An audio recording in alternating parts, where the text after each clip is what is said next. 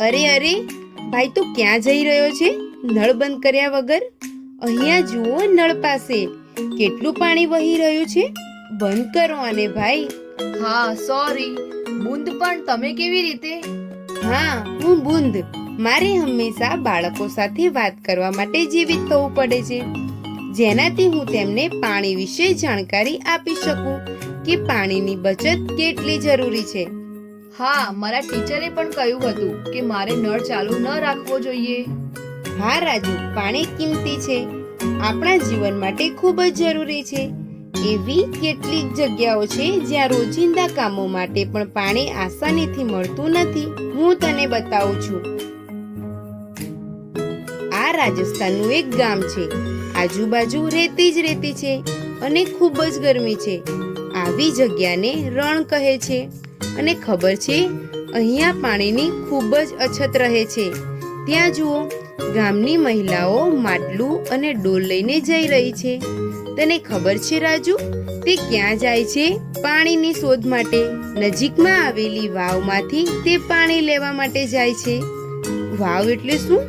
એ એક પ્રકારનો કૂવો જ છે, જેની નીચે સુધી પગથિયા બનેલા હોય છે.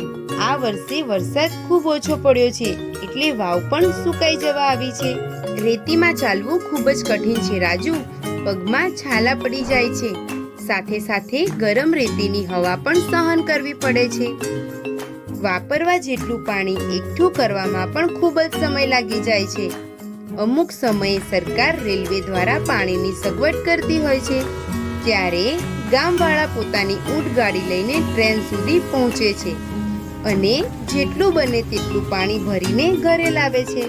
આ ગામમાં વરસાદ આવે ત્યારે કામ આસાન થઈ જાય છે. ખબર છે કેમ? આ ગામવાળા જળ સંચય કરે છે. વરસાદનું પાણી છત પર એકઠું કરે છે અને પાઇપ દ્વારા તે પાણી એક ટાંકામાં લાવવામાં આવે છે. ટાંકો આંગણામાં ખાડો ખોદીને પાક્કો બનાવવામાં આવે છે. તેમજ તેના પર ઢાંકણ રાખવામાં આવે છે અને પાઇપમાં જાળી પણ લગાડવામાં આવે છે, જેનાથી પાણીમાં કચરો ન આવી જાય. આ પાણી નળ દ્વારા આખા ગામમાં ઉપયોગમાં લેવામાં આવે છે. પાણીની અછત ગામમાં જ નહીં પણ શહેરોમાં પણ જોવા મળે છે. અહીં જુઓ, પુષ્પા તમારા ઘરમાં કામ કરે છે ને? ખબર છે, તેના ઘરે સવારે ફક્ત 30 મિનિટ જ પાણી આવે છે. પુષ્પા અને તેના ભાઈ બહેન જેટલું બને તેટલું પાણી અલગ અલગ વાસણોમાં ભરીને રાખે છે.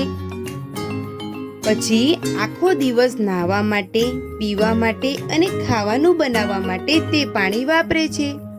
અમુક સમયે જ્યારે પાણી ખૂટી જાય ત્યારે પુષ્પા ગામના સામૂહિક નળ પર પાણી ભરવા માટે જાય છે.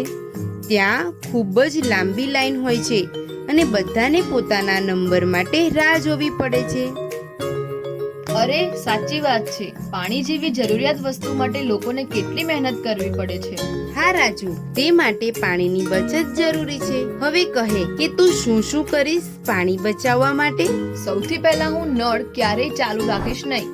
રસોડામાં નળ ખરાબ થઈ ગયો છે, તેથી હું મમ્મીને કહીને રિપેર કરાવીશ. હું કોશિશ કરીશ કે નહાતી અને બ્રશ કરતી વખતે ઓછામાં ઓછા પાણીનો ઉપયોગ થાય અને દુરુપયોગ બિલકુલ ન થાય. હા, અને પાણીનો ફરીથી ઉપયોગ પણ કરો.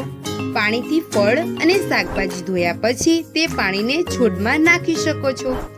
અને જે પાણીથી કપડાં ધોયા હોય તેનો ઉપયોગ શૌચાલયમાં થઈ શકે છે. તમારી શાળા અને આસપાસના લોકોને વર્ષા જળ સંચય કરવા માટે પ્રોત્સાહિત કરો. બરાબર છે? હવે બતાવો, આજની વાતચીતમાં તને શું જાણવા મળ્યું? હું શીખ્યો પાણીના મૂલ્ય વિશે.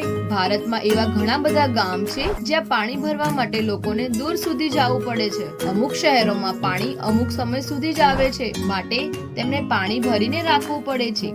અમુક જગ્યાએ લોકો સામૂહિક નળથી અથવા તો ટેન્કર દ્વારા પણ પાણી ભરે છે. આ બધી વાતો ખૂબ જ કઠિન છે, માટે જરૂરી છે કે આપણે પાણી બચાવીએ. વર્ષા જળ સંચય તેનો મુખ્ય ઉપાય છે અને આપણે રોજિંદા કામમાં ધ્યાન રાખી શકીએ છીએ કે પાણી ઓછામાં ઓછું વપરાય અને પાણીનો બિલકુલ બગાડ ન કરીએ. વાહ રાજુ, મોડો આવ્યો પણ ખૂબ જ સારું સમજ્યો. બાય.